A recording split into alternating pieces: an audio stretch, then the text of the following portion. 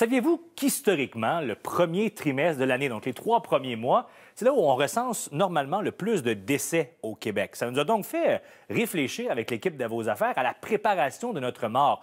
Parce que même si on ne sera plus là, on ne veut pas compliquer la vie de nos héritiers. On en parle ce soir avec Jean-Sébastien Jutras, planificateur financier et formateur à l'Astuce Formation. Bonsoir Jean-Sébastien. Salut Simon. Jean-Sébastien, on le sait qu'on n'aime pas ça parler de la mort, mais ça fait partie intégrale de nos vies. Il faut préparer notre départ.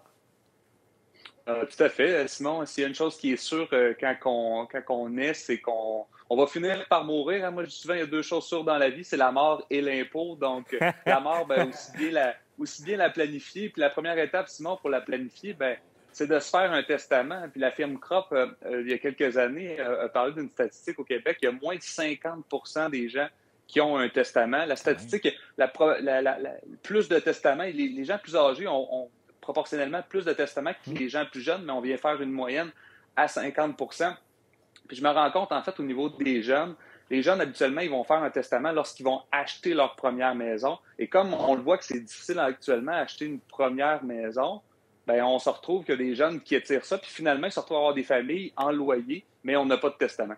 Parce qu'il faut dire que c'est pas nécessairement notre plus grande priorité. On fait ça quand?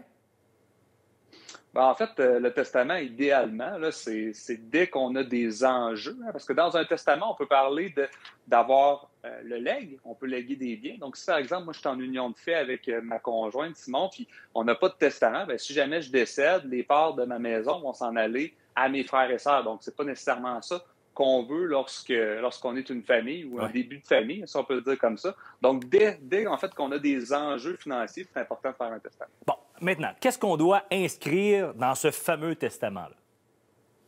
La première, c'est les legs. Donc, qu'est-ce que je lègue à qui et pourquoi? Surtout comme si je suis en union de fait. Si je suis un couple marié, au moins, la loi va me reconnaître certains trucs, mais quand même, je suis mieux de mettre clairement quoi va à qui à l'intérieur de ce testament-là. Et l'autre point, en fait, si j'ai une jeune famille, c'est de penser à qui va être le tuteur de mon enfant lorsque moi et ma conjointe, on va décéder, par exemple, s'il y avait un double décès. Et ça, parfois, les gens ne le font pas. Et lorsqu'il y a un décès, là, on est pris à faire un conseil de famille pour voir qui, en fait, va garder l'enfant. Donc, toujours important de planifier ça d'avance quand on a une jeune famille. Tu nous as déjà parlé à l'émission, il y a toutes sortes de testaments. On peut même écrire nos dernières volontés sur un derrière de napperon au restaurant, mais idéalement, on le fait avec un notaire. Idéalement, là, Simon, c'est vraiment de rencontrer un notaire parce que le notaire, c'est le spécialiste là-dedans. Il va penser à toutes les choses que nous, on pense pas, comme on n'est pas des spécialistes de la loi. Mais il y a 2 autres façons de le faire. C'est un testament, comme tu l'as dit, qu'on écrit à la main, un testament holographe que je peux écrire à la main ou un testament que je vais faire devant témoin. Mais l'enjeu là-dedans, c'est que ce genre de testaments-là peuvent être contestés, peuvent être invalidés parce que justement, je peux avoir mal rédigé les choses. Donc, si je fais un testament qui va à l'encontre de la loi, par exemple, ça va me nuire au final. Faire un testament, c'est important, on en parle, mais ce n'est pas notre seule responsabilité, surtout si on a des enfants. Oui, en fait, exactement. Là, le testament, lorsqu'on a des enfants, c'est super important à mettre en place. Comme je disais, c'est qui va pouvoir garder la garde des enfants, qui va être le tuteur de ces enfants-là. Bon. Est-ce qu'il y a on parlait d'un fameux moment où ce qu'on devait le faire, là. Si on... Il n'est jamais trop tard. En fait, on peut le faire quand on veut, là.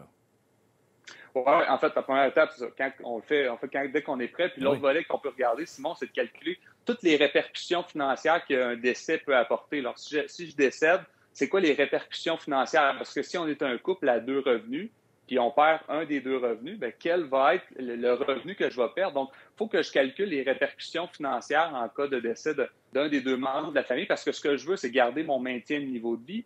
Je veux continuer à payer les études de mes enfants. Donc, c'est important de faire ça lorsqu'on veut planifier la mort, si on peut le dire comme ça, de calculer ça serait quoi les répercussions financières en cas de décès. Cette analyse-là, on la fait nous-mêmes? On sort ces données-là personnellement?